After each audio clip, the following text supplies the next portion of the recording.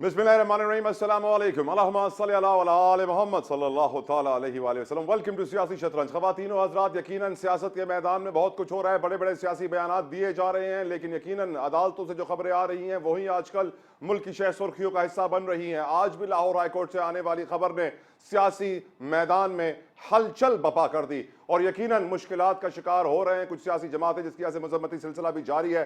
मैं बात कर रहा हूं लाहौर हाईकोर्ट के उस फैसले की जिसमें आरओज और डीआरओज की ट्रेनिंग को रोक दिया है। इलेक्शन कमीशन ऑफ पाकिस्तान ने गुज़िश्ता रोज जब आरओज और डीआरओज की ट्रेनिंग शुरू की तो लोगों ने शुक्र अदा किया अल्लाह का कि काम शुरू हो रहा है, अब इलेक्शन की तरफ हम बढ़ रहे हैं, तैयारियां की जा रही हैं, क्योंकि इलेक्शन शेड्यूल के ऐलान से पहले 60 रोज पहले आरओज और डीआरओज का नोटिफिकेशन जारी होना चाहिए इलेक्शंस एक्ट के सेक्शन 53 के तहत। लेकिन अफसोस के साथ ऐसा ना हुआ और अब तवक्को यह की जा रही थी कि इलेक्शन शेड्यूल 16 या 17 दिसंबर को ऐलान किया जाएगा ईसीपी की जानिब से। लेकिन अब देखना यह है कि आरओज और डीआरओज नोटिफिकेशन कैसे निकलेगा इस शेड्यूल के ऐलान से पहले, ताकि आइन की खिलाफ वर्जी ना हो। तो यकीनन ये बहुत एक इंपॉर्टेंट इशू है, तफसीलन इसको आज के प्रोग्राम में डिस्कस करेंगे। और भी अदालतों से बहुत सारी अहम खबरें आई हैं। एक बहुत इंपॉर्टेंट केस है जस्टिस शौकत सिद्दीकी का केस, जिसके अंदर ऑनरेबल चीफ जस्टिस के ये रिमार्क्स थे कि अब सुप्रीम कोर्ट में भी जमहूरियत आ रही है यकीनन। और जो वकील थे शौकत अजीज सिद्दीकी के, हामिद खान साहब, उन्होंने दलाइल देते हुए कहा, दावा किया कि शौकत अजीज सिद्दीकी को पेशकश की गई कि हमारी मर्जी का फैसला करो तो तुम्हारे रेफरेंस खत्म करवा दिए जाएंगे। उन्होंने बताया कि शौकत सिद्दीकी के खिलाफ फैसलाबाद धरना केस में रिमार्क्स पर भी एक रेफरेंस दायर हुआ था, एक रेफरेंस सरकारी घर की तज़यीन और आराइश के लिए दायर हुआ था। तो बताने का मकसद यह है कि इस बयान से वाज़ेह हो जाता है और जस्टिस मज़ाहिर नकवी के खत से भी वाज़ेह हो जाता है। उस खत में भी लिखा गया था कि सियासी अशराफिया अदलिया को इस्तेमाल करती है अपने टारगेट्स अचीव करने के लिए, अपने फैसले दिलवाने के लिए। यहां पर भी साबिक जस्टिस शौकत सिद्दीकी यही कह रहे हैं कि मर्जी के फैसले नहीं दिए, इसीलिए हमारे खिलाफ इस तरह की कार्रवाई हुई और मुझे निकाला गया।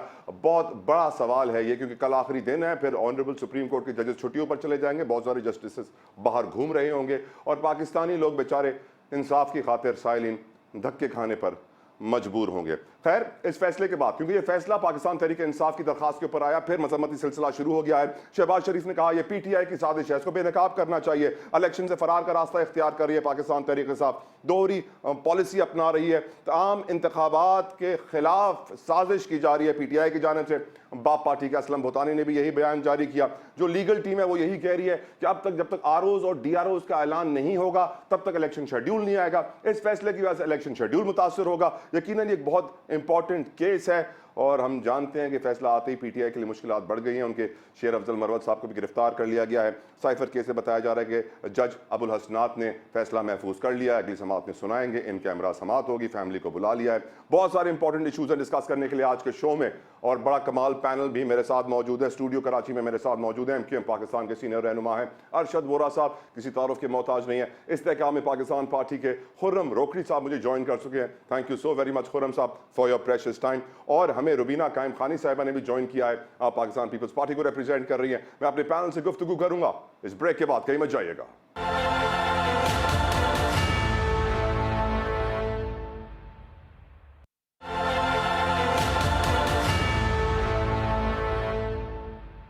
यकीनन आज की सबसे बड़ी खबर लाहौर हाईकोर्ट से आई, जिसकी वजह से आरओज और डीआरओज की ट्रेनिंग रोक दी गई। इलेक्शन कमीशन ऑफ पाकिस्तान में दरखास्त थी पीटीआई की। पीटीआई का यह मौकफ है कि ब्यूरोक्रेट्स के जरिए अगर आरओज और डीआरओज का इलेक्शन कराया जाएगा तो ब्यूरोक्रेट्स जानिबदार हैं, वो बाइस्ड रखते हैं, किसी न किसी सियासी जमात की तरफ उनका झुकाव है, इसीलिए उनसे ये काम न लिया जाए। और यकीनन ये बात हम पहले भी सुन चुके हैं, पीपल्स पार्टी भी ये कह चुकी है कि निगरान हुकूमत नून लीग की बी टीम है।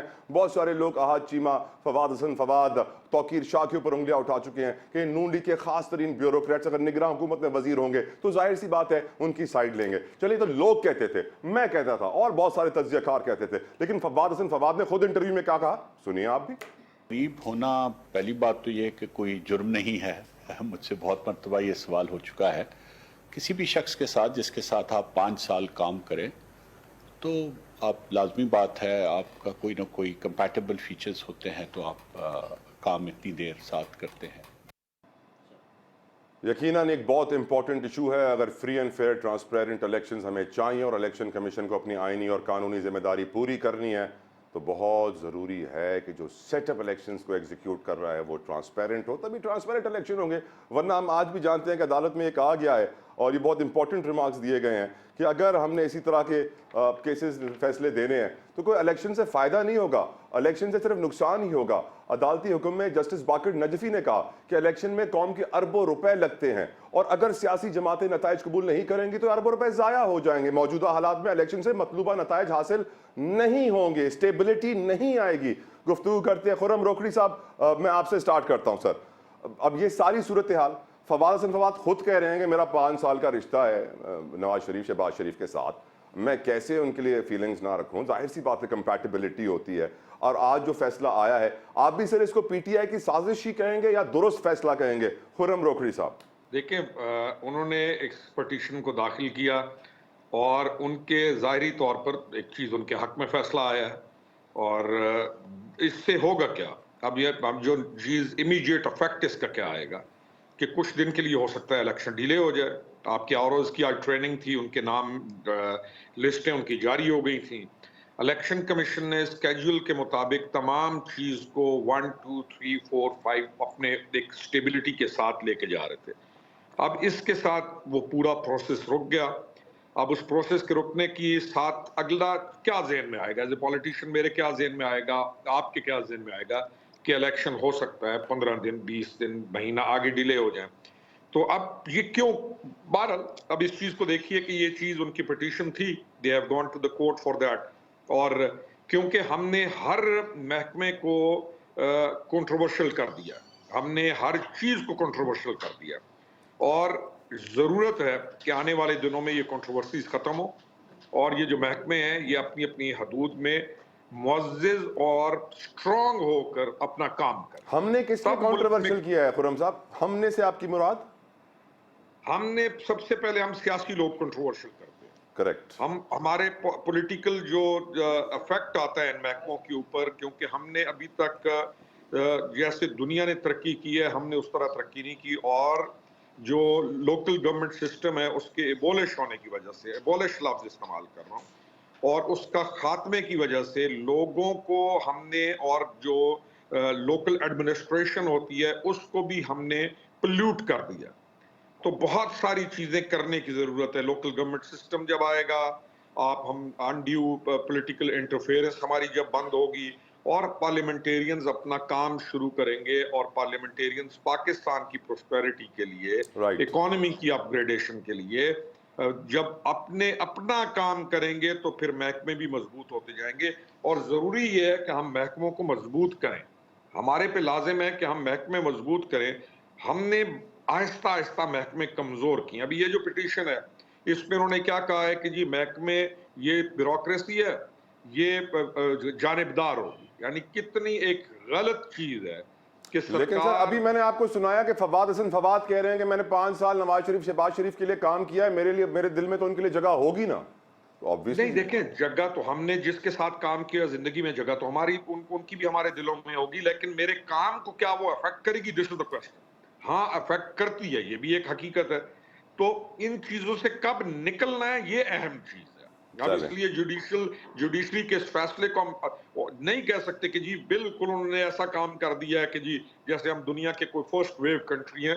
इश्यूज तो हैं हमारे। Right sir, right sir. Rubina Qaim Khani साहिबा, your opinion on this issue?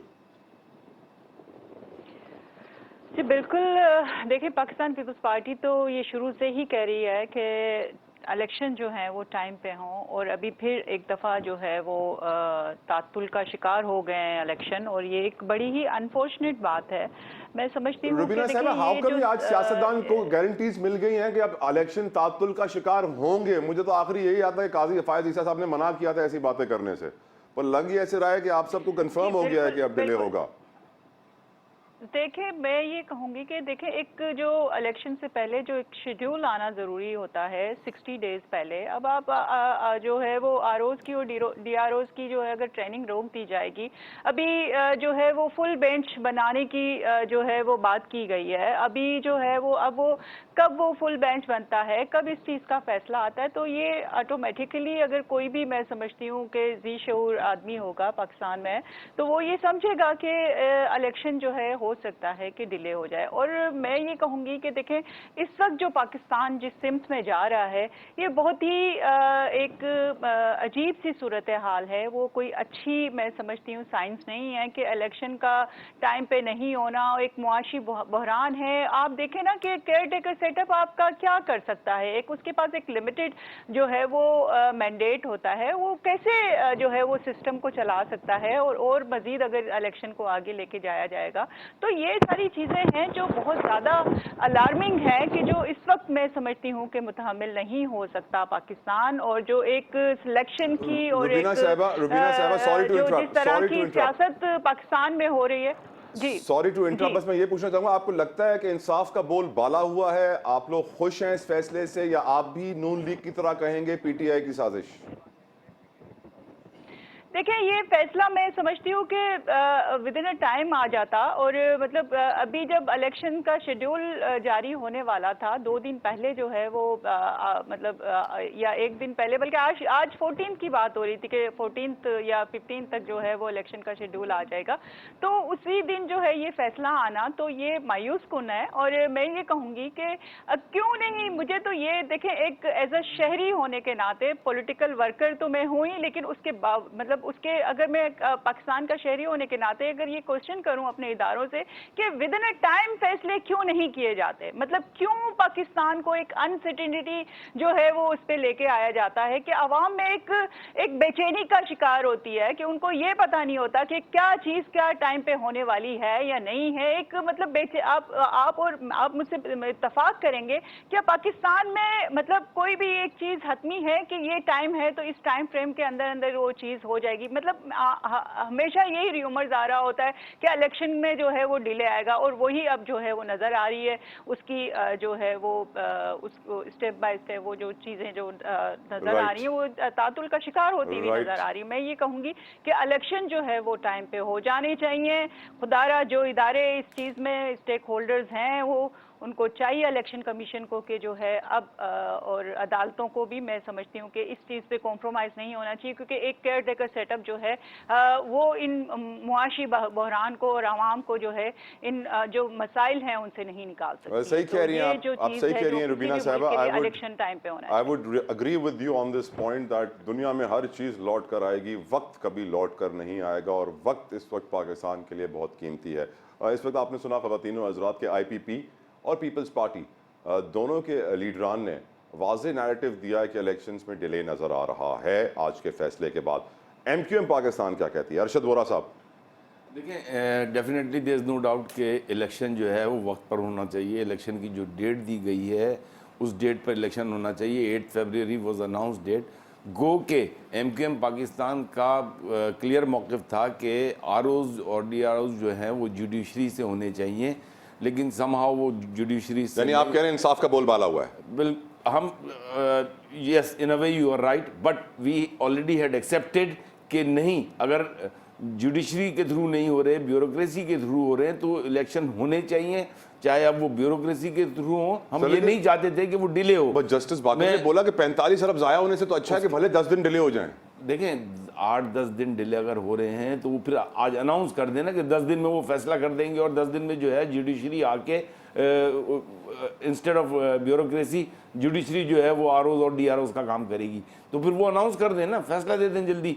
Delay ना होना चाहिए। 8 दिन 10 दिन के डिले होने से चीज़ अगर दुरुस्त होती है तो वो दुरुस्त होनी चाहिए। मैं आपको उसका रीज़न बताऊं। देखें, आप सबके इल्म में है कि 15 साल से जिस तरीके से सिंध में पीपल्स पार्टी हुकूमत कर रही है, 5 लाख लोगों को नौकरियां दी हैं, ब्यूरोक्रेसी में टोटल उनका कंट्रोल है, और जिस तरीके से इलेक्शन बल्दियाती हुए थे आप सबके सामने है, मैं उसको रिपीट नहीं करना चाहता। वफाकी वजीर निगरां अपनी वफादारियां बता रहे हैं अपने इंटरव्यूज में, तो जाहिर सी बात है, मैं आपको यही तो बता रहा हूँ कि इस वक्त ब्यूरोक्रेसी पे टोटल, पर्टिकुलरली सिंध में तो पाकिस्तान पीपल्स पार्टी का पूरा कंट्रोल है। नून का पंजाब में होगा, नून का पंजाब में होगा डेफिनेटली। तो हम तो ये चाहते थे कि जुडिशरी के थ्रू हो, लेकिन क्योंकि हम ऑन दी अदर हैंड हम ये भी नहीं चाह रहे थे कि इलेक्शन बहुत डिले हो जाए, तो इसीलिए that is why we had accepted कि चलें ठीक है, हम किसी तरीके से उसकी मॉनिटरिंग में थोड़ा सा और जो है आवाम के ज़रिए लोगों को जो है हम अवेयरनेस लाएंगे, और किसी ना किसी तरह हमारी कोशिश होगी कि फ्री एंड फेयर इलेक्शन हो।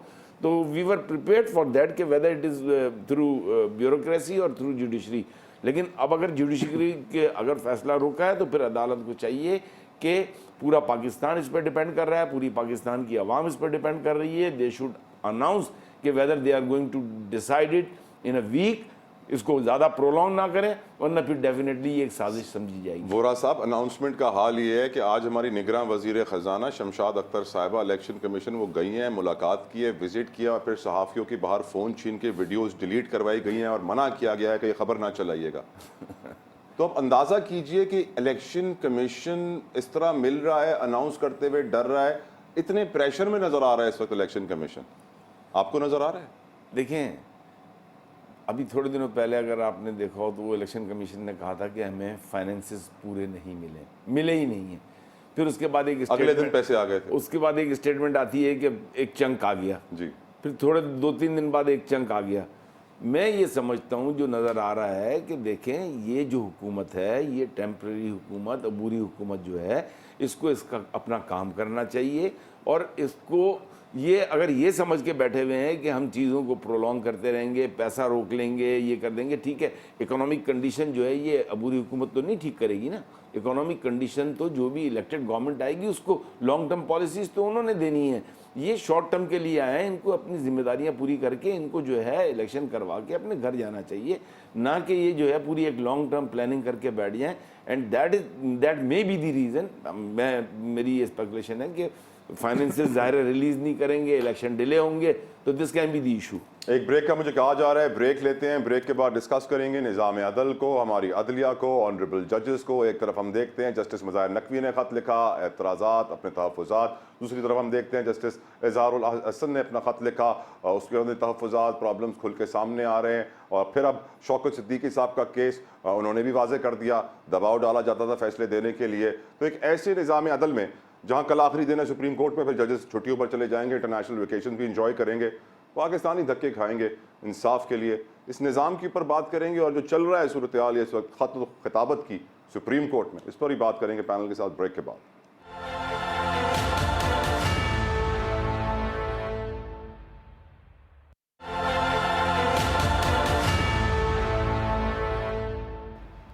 वेलकम बैक टू सियासी शतरंज। डिस्कस करेंगे अब लीगल सिस्टम को, निज़ाम अदल को। हम यकीनन जानते हैं कि निज़ाम अदल के अंदर 22 लाख के करीब केसेस पेंडिंग पड़े हुए हैं, पाकिस्तानी धक्के खाते हैं इंसाफ के लिए। और एक रेगुलर सी बात है, अगर आपको अदालतों से इंसाफ चाहिए तो आपके पास पैसा जेब में बहुत सारा होना चाहिए और 10-20 साल का वक्त भी होना चाहिए ताकि आप इंसाफ हासिल कर सकें। गरीब आदमी के लिए कानून कुछ और है, रईस के लिए कानून कुछ और है। और ये हमारे लॉ मेकर्स, लेजिस्लेटर मुकन्निना फ्लोर ऑफ द हाउस पर एतराफ़ कर चुके हैं, मैं क्या इस पर बात करूं। लेकिन यकीनन let's start with Rubina Qaim Khani साहिबा। रुबीना साहिबा, यकीनन एक तारीखी सदारती रेफरेंस आपका भी, आपकी पार्टी का भी, आपके सदर जरदारी साहब का जुल्फ़िकार अली भुट्टो की शहादत का केस, जुडिशल मर्डर का केस आजकल ही चल रहा है, जो कि यकीनन एक लोग बोलते हैं कि काजी फ़ायज़ ईसा की बड़ी अचीवमेंट है। लेकिन एट द सेम टाइम आज के रिमार्क्स काजी फ़ायज़ ईसा साहब के ये थे शौकत सिद्दीकी साहब के केस में कि सुप्रीम कोर्ट में जमहूरियत आ रही है। एक ऐसे केस में जहाँ एक जज को फारिग किया गया था, उसके ऊपर बहुत सारे रेफरेंस बनाए गए थे, उसने एक तकरीर की थी जिसमें कहा गया था कि मुझ पर दबाव डाला जा रहा है फैसलों के लिए और मैं उनके हक में फैसले नहीं दे रहा, इसलिए मुझ पर रेफरेंस बनाए गए। अब साथ ही साथ हम देख रहे हैं जस्टिस मज़ाहिर नकवी भी खत लिख के कह चुके हैं कि मैंने सियासी अशराफिया की बातें नहीं मानी, इसलिए मुझे मुश्किल में डाला जा रहा है, मेरे लीगल एसेट से मुझसे सवाल पूछे जा रहे हैं। जस्टिस इज़हारुल हसन साहब भी सवाल लिख चुके हैं जिसमें काजी फ़ायज़ ईसा ने बोला कि आपको 6 दिन काम करने की तनख्वाह मिलती है, 4.5 दिन नहीं। यकीनन बहुत सारे इशूज़ हैं अदलिया के अंदर, स्पेशली सुप्रीम कोर्ट के जजेस के अंदर, चाहे वो बेंच तश्कील देने का मामला हो या फिर कोई और। ऐसे में हम इंसाफ के तलबगार हैं और हम पाकिस्तानी तवक्को कर रहे हैं इस निज़ाम अदल से। आपकी कोई तवक्को है इस निज़ाम अदल से? देखिए, बिल्कुल मैं ये कहूँगी कि पाकिस्तान पीपल्स पार्टी तो सबसे ज़्यादा जो है वो विक्टिम रही है, और ख़ासतौर पर शहीद जुल्फ़िकार अली भुट्टो को जब से जो है वो उनका जुडिशल मर्डर हुआ, और हम तो यही देखते हैं कि इंसाफ जिस तरह से, अगर आप देखें कि प्रेसिडेंट आसिफ अली जरदारी साहब ने 12 साल पहले जो है वो सदारती रेफरेंस और वो सारा वो जब वो किया, तो उसके बावजूद आज जो है उसकी सुनवाई हो रही है। तो एक आम आदमी, मैं ये कहूँगी कि जो जो किसी भी मुल्क के लिए, देखिए कोई भी अगर जो तरक्की याफ्ता ममालिक हैं उनमें अदालतों का, और स्पेशली जो मेरे पर जलते हैं, जाहिर सी बात है कि कहीं गुस्ताखी ना हो जाए, लेकिन मैं ये कहूँगी कि जब आपके मुल्क का निज़ाम देखना हो तो वहाँ सबसे पहले अदालतों का निज़ाम देखना होता है कि इंसाफ कितना जो है वो जल्दी फराम हो रहा है आम आवाम को। जब आम आवाम को सब इंसाफ मिलता है तो वो मुल्क जो है वो तरक्की भी करते हैं। और आप देख लें कि आप ये कह रहे हैं कि मुझे नहीं समझ आता कि किन लोगों को जो है वो इंसाफ जल्दी मिल जाता है। शहीद जुल्फकार अली भुट्टो के केस में देख लें, आसिफ अली जरदारी साहब ने 14 साल 6 महीने जो है वो जेल काटी और फिर 18 साल तक जो है उनके केसेस चले। तो मैं ये कहूँगी कि देखें, अगर आपने अपने मुल्क का सिस्टम अगर ठीक करना है तो आपने अपनी अदलिया का जो है वो सिस्टम ठीक करना होगा। 2008 में आपने देखा होगा कि पाकिस्तान पीपल्स पार्टी ने, जब इफ्तिखार चौधरी साहब जो है वो चीफ जस्टिस थे और एक जो है वो मुशर्रफ दौर में उनको पाबंद कर दिया गया था अपने घर तक, और फिर हमने जो है वो झंडा लहराया अदालत पे के मतलब उनको बहाल करवाया अदालतों को। तो ये हमारी एक स्ट्रगल है, क्योंकि हम बिलीव करते हैं कि जब तक अदालतों को आज़ाद नहीं किया जाएगा, जब तक उनको जो है वो सिस्टम में फ्रीली इंसाफ और उनके जो फैसलों को नहीं करने दिया जाएगा, तो इस मुल्क में सिस्टम सही से नहीं चल सकता। तो ये पाकिस्तान पीपल्स पार्टी का ये बिलीव है कि हम जो है वो चाहते हैं कि जहां पर कोई भी अगर एज अ पार्टी या as a worker, as a आवाम जो है वो फैसले जो है इंसाफ जो है वो मुहैया होना चाहिए ग्राउंड लेवल पे जो है। समझ में देख रही होती हूँ इतने लोग जो है वो इंसाफ के लिए तरस रहे होते हैं, सालों जो है वो अदालतों के चक्कर लगा रहे होते हैं, लेकिन उनके केस की सुनवाई नहीं होती। तो ये सारी चीज़ें हैं जो एक मैं समझती हूँ किसी भी मुल्क की तरक्की में बहुत बड़ा मेन किरदार अदा करते हैं। बिल्कुल ठीक हो रही हैं हमारे, बिल्कुल ठीक कह रही है मैम। खुर्रम रोकड़ी साहब, शौकत सिद्दीकी केस में आज उनके वकील हामिद खान साहब ने अदालत में कहा, इल्ज़ाम आयद किया साबिक DGI जनरल फैज़ के ऊपर कि वो असर डालना चाह रहे थे केसेस पे, अपने मर्जी के फैसले करवाना चाह रहे थे, जिसके ऊपर ऑनरेबल जज ने कहा कि कहने से बात नहीं बनेगी, आप उनको फरीक बनाने के लिए दरख्वास्त दायर करें। तो हामिद खान ने कहा हम कल दरख्वास्त दायर कर देंगे। क्या आपको लगता है वो दरख्वास्त दायर कर देंगे, रात में उनका मूड बदल तो नहीं जाएगा? और अगर जनरल फैज फरीक बनते हैं तो इसका इम्पैक्ट क्या देख रहे हैं खुर्रम रोकड़ी साहब? देखें, मैं आई डोंट नो वो क्या करेंगे क्या और उनको क्या करना चाहिए, लेकिन ये हर किसी का ज़मीर ना जागता है एक रिटायरमेंट के बाद, और जब वो एक मकाम पे होता है तो उस वक्त सॉरी टू से वहाँ पे वो उस वक्त कोई बात नहीं करता, और जब एक वक्त गुजर जाता है तो फिर पुरानी यादें आती हैं या पुरानी जो भी है। एक आपने चीज़ कही थी कि इल्तवा 55,000 प्लस केसेस इल्तवा का शिकार है। दूसरा ये मेरी बहन कह रही थी, इफ्तिखार चौधरी साहब वाला जो मूवमेंट थी उसी के बाद तो तबाहियाँ फैली। उसी मूवमेंट ने तो एक जो डेकोरम था उसको बर्बाद किया, और जो जुडिशल सिस्टम का सबसे एक जज जो है उसके लिए उसका एक ऑनर कोड है, और वो एक कौम के लिए मुअज़्ज़ज़ तरीन शख्सियत होता है जस्टिस में, और उसके ऊपर पूरी कौम डिपेंड करती है। और उस सीट को ऐसा होना चाहिए कि आप किसी पर भी शक कर सकते हैं लेकिन आप वहाँ पे शक नहीं करते। लेकिन वो जो मूवमेंट थी, अनफॉर्चुनेटली वो जो मूवमेंट थी वकला वाली, उसने अदालतों का, वकला का, बार काउंसिल्स का जो सारे का सारा चेहरा था उसको उसके तशख़्ख़ुस को डैमेज किया, और आज तक आप उसके इफेक्ट सोच रहे हैं और कर रहे हैं। पता नहीं, हम ये अपनी ज़िंदगियों में अपने और बहुत चीज़ें, नहीं तो हम भी जाते और फरीक बनते और कहते कि ये बहुत सारी चीज़ें नहीं होनी चाहिए थी। This is one thing. Second is, हमें हर जगह पर रिफॉर्म्स की ज़रूरत है। जुडिशल रिफॉर्म्स की हमें ज़रूरत है, ब्यूरोक्रेसी में हमें ज़रूरत है, इस तरह पॉलिटिकल पार्टीज़ में रिफॉर्म्स की ज़रूरत है। तो let's hope for the better Pakistan. और जो मुआशी, जो अहम तरीन चीज़ है, जो मुआशी तौर पर आपके साथ एग्रीमेंट्स हो रहे हैं, और जैसे हमने जंगों में अपनी जोग्राफिकल लोकेशन की वजह से हमारी मजबूरी थी कि हम उन जंगों का शिकार हो जाते थे जो अफगानिस्तान में चाहे सुपर पावर्स लड़ रही हैं, हमारी जोग्राफिकल लोकेशन ऐसी थी कि हमारे ऊपर उसका डस्ट आता ही आता था। अब तरक्की का जो एक रास्ता नजर आ रहा है जिसके अंदर बहुत सारे ममालिक शामिल हैं, China and all that, again हमारी जोग्राफिकल लोकेशन ऐसी है जो हमें बहुत फायदा दे रही है।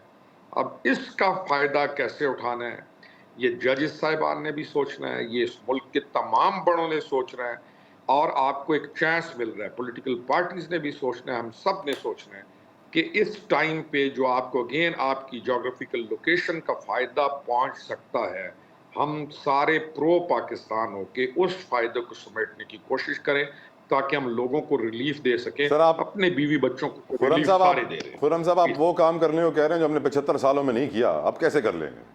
नहीं, टाइम अभी आया आपका। अगर मैं कहूँ ना कि हर चीज आपके पास टाइम अभी आ रहा है, आपको पहले ये टाइम हुआ। चले, मैं कहूँगा अल्लाह ताला में तौफीक अता फरमाए कि हम इस टाइम का भरपूर फ़ायदा उठा सकें, क्योंकि मेरे लिए बहुत सरप्राइजिंग है सर कि कैसे ये काम करेंगे। वोरा साहब, अब जिस तरह ऑनरेबल जजेस एक दूसरे के फ़ोन नहीं उठा रहे, ख़त खिताबत में गुफ्तगू हो रही है, चीफ जस्टिस काजी एजाजुल हसन को याद दिला रहे हैं कि आपको 6 दिन की तनख्वाह मिलती है, आप 4.5 दिन में घर चले गए, लाहौर चले गए। मज़ाहिर नकवी बता रहे हैं मेरे पर प्रेशर डाला जाता था। आज शौकत सिद्दीकी का केस कह रहे हैं अदालत में खड़े होकर मुझ पर प्रेशर डाल के अपने फैसले बनवाए जाते थे, मैं नहीं माना, मुझे निकाल दिया, मुझ पर केसेस बना दिए।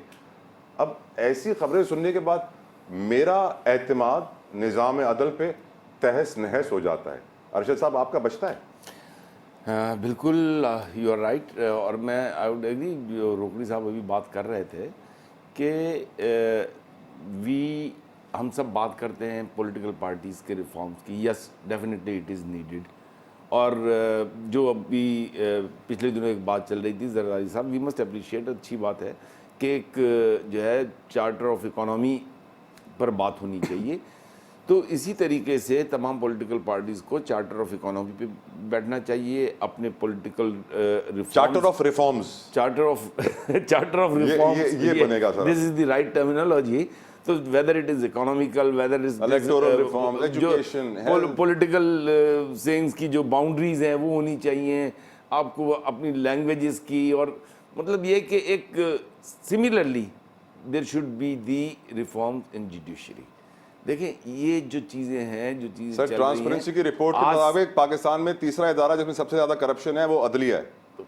बहरहाल अब आपके सामने है, ये रिफॉर्म्स कौन लाएगा, कैसे लाएंगे सर? आम आदमी ये रिफॉर्म्स तो ये खुद ही लाएंगे ना। रिफॉर्म्स लाने के लिए देखें, अगर पॉलिटिकल पार्टीज़ को अपने आप को ठीक करना है तो पॉलिटिकल पार्टीज़ को कोई इस्टेब्लिशमेंट आके ठीक नहीं करेगी, ठीक है ना। इस्टेब्लिशमेंट ज़्यादा ज़्यादा शक्लें बदल देगी, चेहरे बदल देगी, ठीक नहीं कर सकती। ठीक होना है तो आपको पॉलिटिकल पार्टी को खुद अपने आप को ठीक करना है। जुडिशरी की रिफॉर्म्स को जुडिशरी ही ठीक कर सकती है, कोई और ठीक नहीं कर सकता। ये जब तक, अगर आपको पाकिस्तान को चलाना है, अगर आपको पाकिस्तान को एक कामयाब मुल्क बनाना है, अभी पिछले दिनों की बात है, मेरे ख्याल से कुछ 4-5 दिन पहले मैं देख रहा था कि हमारा पहला बाई रोड एक्सपोर्ट जो है टू काज़िकिस्तान, बाई रोड जो कंटेनर्स गए हैं और अब कंटिन्यूसली जाना शुरू हो गए। I mean this is an achievement. ये आपका, चाहे weather it is through CPEC, ये हमारा, जिस तरह आप देखते हैं कि यूरोपियन यूनियन में क्या है, यूरोपियन यूनियन में या ब्रिटेन, इवन दो कि ब्रिटेन बाहर है, लेकिन उसका आज भी जो माहदा है, तो आप उनकी जो ट्रैफिकिंग देखते हैं तो वो उनकी इकोनॉमी को रन करता है।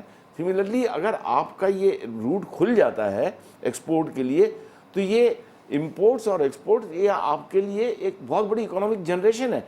लेकिन ऑन दी अदर हैंड हमें एक स्टेबल पॉलिसीज़ चाहिए, जिसके लिए चाहे वो चार्टर ऑफ इकोनॉमी पे हम काम करें, जुडिशरी अपने जुडिशियल रिफॉर्म्स पे काम करें, हर एक को अपने आप को ठीक करना होगा। इवन द बिजनेस कम्युनिटी, देखें बिजनेस कम्युनिटी के साथ प्रॉब्लम है। टैक्स चोरी की आदत, मैं बिल्कुल, वेदर इट इज़ आप उसको इस रंग में कह दें, मैं उसको इस तरह कहूँगा कि देखें पिछले 50 सालों से जो भी हमारी एसोसिएशंस कह लें, चेम्बर्स कह लें, उनको जो लोग भी चला रहे होते हैं उनमें बहुत कम लोग होते हैं जो कि जनरली ओवरऑल पब्लिक का फ़ायदा देखते हैं, या उनके फ़ायदे के लिए, उनके बिज़नेस को ग्रो करने के लिए वो पॉलिसीज़ देते हैं। यहाँ पर लोग जो है वो पर्सनल फ़ायदे लेते हैं, ठीक है ना। वो पर्सनल फ़ायदे लेके, पर्सनल वो चीज़ें जो सूट करती हैं, मैं रही सोचा हूँ मुल्क तबाह हो जाए, और जो बस यहाँ पर सेल्फिशनेस है। आपने जो है जितने भी आप पिछले 5-6 गवर्नमेंटें देख लें, 50 साल से देख लें, जो भी गवर्नमेंट आएगी चंद गिने चुने नाम होंगे चेंबर्स के या बिजनेस कम्युनिटी के, या उन्हीं लोगों को बुला के, इवन मार्शल लॉ होगा तब भी उन्हीं से मशवरा किया जाएगा। तो एक्चुअल पॉलिसीज तो वही लोग दे रहे हैं। जब वो पॉलिसीज दे रहे हैं तो फिर आपका मुल्क अभी तक तरक्की क्यों नहीं कर रहा? आप जाके ठीक है आप बात करते हो कि यूटिलिटीज के रेट पॉलिसीज फेल हो गई ना सर, पॉलिसी आपके डायरेक्शन सही नहीं है, डायरेक्शन सही नहीं है, नियत सही नहीं है ना सर। नियत सही नहीं है। एज ए कौम हम अगर नमाज पढ़ने से पहले आपकी नियत ही गलत हो, बस तो फिर गलत है। ब्रेक की तरफ बढ़ते हैं। यकीनन बड़ा अच्छी तरीके से हम समझ गए हैं, जब तक नियतों का फुकदान होगा हम आगे नहीं बढ़ेंगे। ब्रेक के बाद में सवाल उठाऊंगा, क्यों पाकिस्तान में गद्दार की सियासत चलती है? इस गद्दार की बीमारी ने सियासत को जमहूरियत पर क्या असरात मुरतब किए, कितना नुकसान? ब्रेक के बाद जानें।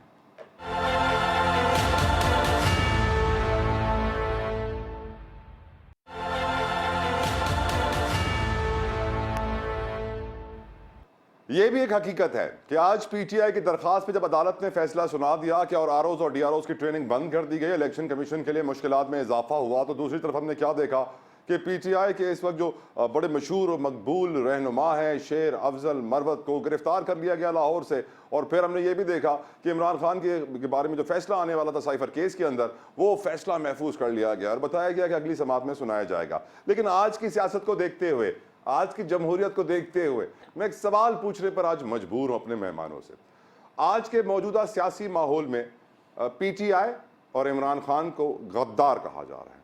आज से पहले हमने देखा मियां नवाज शरीफ साहब कुछ सालों पहले गद्दार कहे जाते थे, उससे पहले एमक्यूएम के रहनुमा भी गद्दार, लीडर उनके सरबराह गद्दार कहे जाते थे। अगर आप तारीख पर नजर डालेंगे तो आपको यह भी मालूम पड़ेगा कि फातिमा जिन्ना को भी गद्दार कहा गया, जुल्फिकार भुट्टो को भी गद्दार कहा गया। हमारी सियासत में गद्दार का खेल ये एक वायरस है जो जमहूरियत को भी दीमक की तरह खा गई है और सियासतदानों को भी तबाह कर गई है, लेकिन फिर भी कोई इस खेल के खिलाफ उफ तक नहीं कहता। क्यों, क्या वजह है? रुबीना कायम खानी साहिबा। जी बिल्कुल, मैं ये कहूँगी तला जतोई साहब, आपने बिल्कुल मैं अभी जिस तरह से मेरे भाई कह रहे थे कि असल में आपकी जो ख़ासतौर पर जो मैं समझती हूँ कि जो माँओं की जिम्मेदारी है वो सही तौर पे अपने नहीं निभा पा रही, क्योंकि वही बच्चे जो है आगे चल के जजेस बनते हैं, पॉलिटिशियंस बनते हैं, या किसी भी जो है अच्छे ओहदों पे या ऑफिसर्स बनते हैं।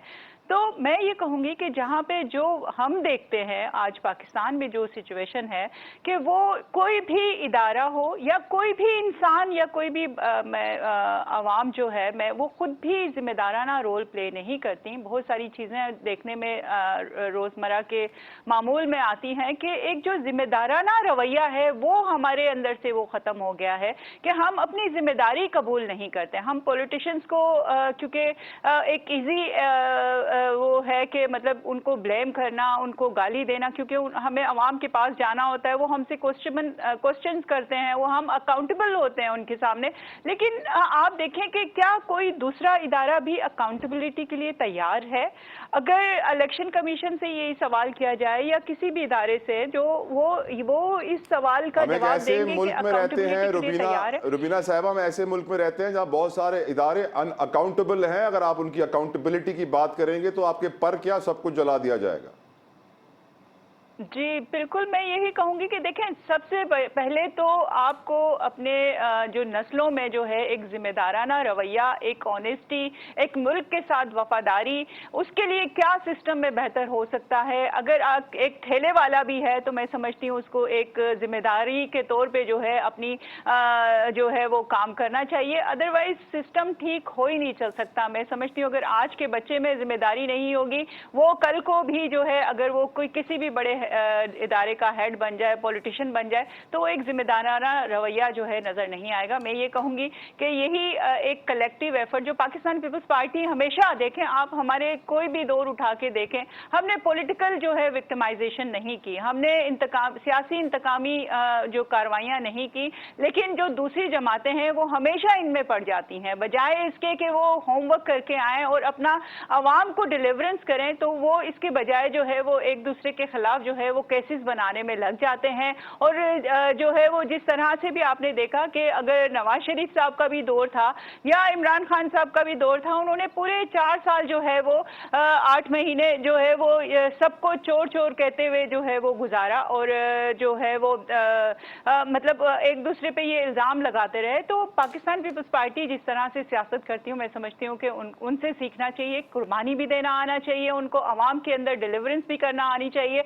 जिस तरह से हमने आप देखें कि जो बेनज़ीर इनकम सपोर्ट है, हमने NFC अवार्ड है, हमने अगर अमन की भी बात करते हैं, लॉ एंड ऑर्डर की सिचुएशन की बात करते हैं, तो हमने जो है वो सवात पे झंडा लहराया था। आप देखें कि उससे पहले कितने खुदकुश मामले होते थे पाकिस्तान में। तो ये सारी चीजें जो हैं वो करने वाली होती हैं कि जिसकी वजह से मुल्क में तरक्की नजर आए। और ये तमाम पॉलिटिकल पार्टीज को, तमाम स्टेक होल्डर्स को हम ये कहते हैं कि कोई भी एक पार्टी जो है वो सोलो फ्लाइट नहीं खेल सकती। अभी जो पाकिस्तान जिस मुश्किलात का सामना कर रहा है, उसमें तमाम जमातों को, तमाम स्टेक होल्डर्स को जो है ऑन बोर्ड होना होगा। और पाकिस्तान को अगर तरक्की की तरफ लेके जाना है तो हम अपने मसाइल से निकल के पाकिस्तान के मसाइल, पाकिस्तान की आवाम के मसाइल, जो उनका रोटी कपड़ा मकान का जो नारा शहीद जुल्फ़िकार अली भुट्टो ने लगाया था, आज तक जो है वो देखें सिर्फ और सिर्फ पाकिस्तान पीपल्स पार्टी उस पर काम करती है, दूसरी पार्टीज जो है वो इसके ऊपर सोचती भी नहीं है।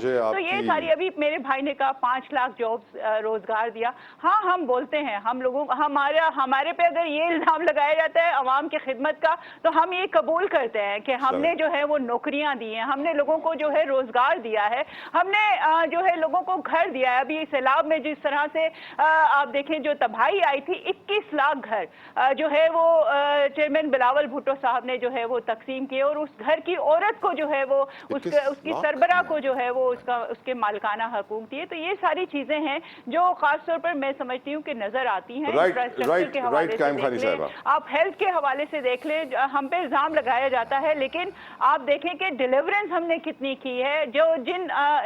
जो खासतौर पर सिंध में जिनके पास ये डिपार्टमेंट से, क्या उनके दौर में कोई भी एक हॉस्पिटल बना, क्या उनके दौर में कोई भी एक यूनिवर्सिटी बनी? तो ये सारी चीजें हैं जो अवाम को पता है। और मैं यही कहूंगी कि आज मैं आपके टीवी चैनल के तवज्जुह से ये मैसेज देना चाहूंगी कि तमाम पाकिस्तान के लोगों को अपना दाराना रवैया अपनाना होगा, तभी हम तरक्की कर सकते हैं। एक दूसरे के ऊपर इल्जाम में देखती हूँ सोशल मीडिया में जिस तरह से जो है वो उसका इस्तेमाल होता है, खुदारा अपनी इखलाकी इक़दारों को जो है वो ना गिराएं, उनको ना खत्म करें। जो हमारी माओ ने, हमारे आबाओ अजदाद ने हमें सिखाया था, उस पर अमल करें। राइट रुबीना साहब, मैं आपकी बातें सुन के मुझे नवाज शरीफ साहब का बयान याद आ गया। कहते हैं मैं इंतकामी कार्रवाई और इंतकामी सियासत के लिए नहीं आया, लेकिन हिसाब तो देना होगा। बिल्कुल उसी तरह के जा मैंने तुझे माफ किया, लेकिन सजा तो तुझे भुगतनी होगी। रोखड़ी साहब, बड़ा इंपॉर्टेंट क्वेश्चन है।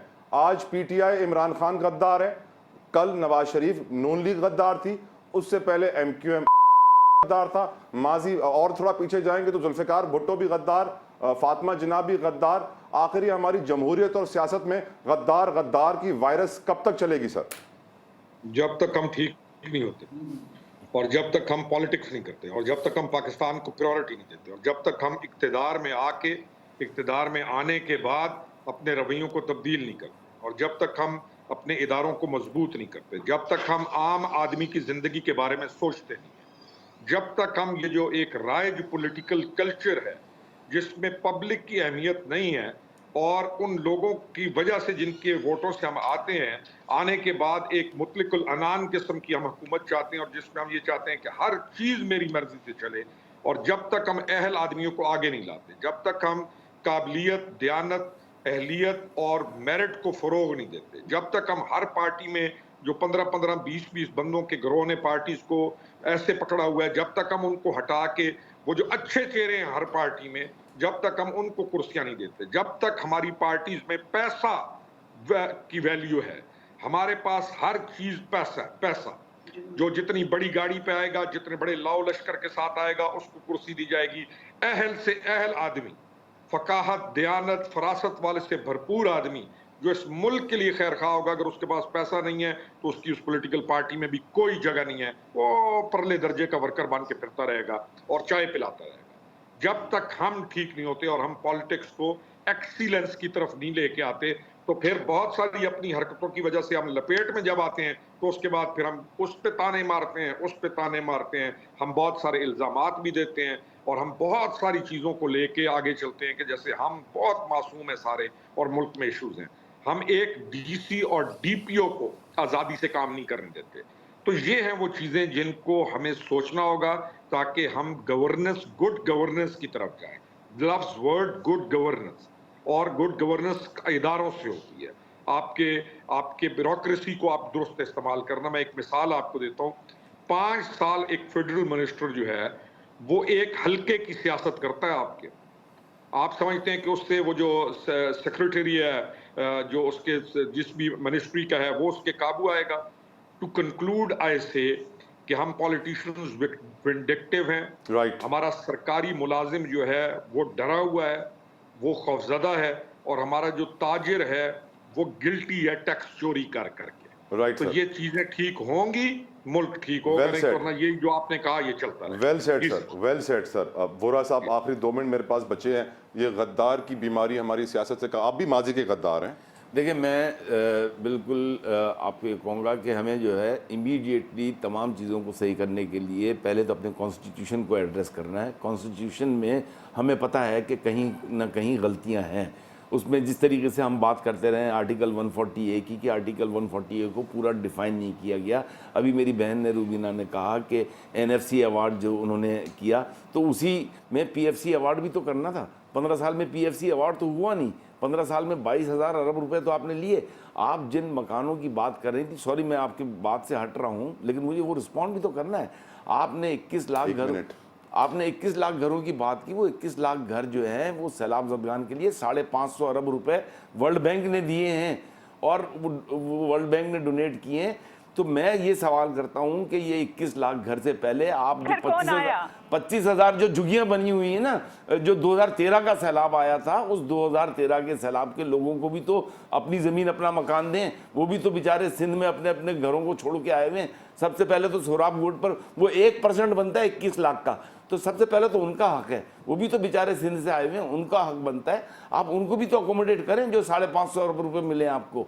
तो ये तो वर्ल्ड बैंक ने किया। आप आज आप माजी के गद्दार हैं। और गद्दार तो गद्दार, मैंने आप भी गद्दार रहे हैं। देखें, जब आप कॉन्स्टिट्यूशन को सही कर मैंने उसके बाद जो मैंने बात की आपसे कि हमें ये जो है ना चार्टर ऑफ पॉलिटिक्स भी करना पड़ेगा, और जब कॉन्स्टिट्यूशन सही होगा, जुडिशरी की जो है रिफॉर्म्स जब हो जाएंगी, जुडिशरी को अपना हक अदा करना पड़ेगा और उसको फिर तमाम चीज़ों को इम्प्लीमेंट कराना पड़ेगा। जब हम ये तमाम चीज़ों को कानून के दायरे में रहते हुए और कानून को सही करके कानून के दायरे में रहते हुए इम्प्लीमेंट कराएंगे, तो फिर हर शख्स जो है जवाबदेह होगा और फिर इंशाअल्लाह ताला पाकिस्तान भी। बहुत बहुत शुक्रिया अरशद वोरा साहब, रुबीना कायम खानी साहिबा, खुर्रम रोकड़ी साहब, आप तीनों मेहमानों का बेहद मशकूर, शुक्रगुजार। आखिर में मैं यही कहूँगा कि अल्लाह ताला हमारे मुल्क में सियासत को, जमहूरियत को गद्दारी की बीमारी से बचाए और हमारे लोगों को ये ताकत दे कि वो सही फैसले करें। ख़ासतौर पर अरबाब इक़्तिदार को जो पावर में है वो फैसले अवाम के लिए करें, अपने मुस्तकबिल, सियासत और अपने एजेंडाज और मफादात की खातिर नहीं। अंटिल नेक्स्ट टाइम, अल्लाह हाफ़िज़।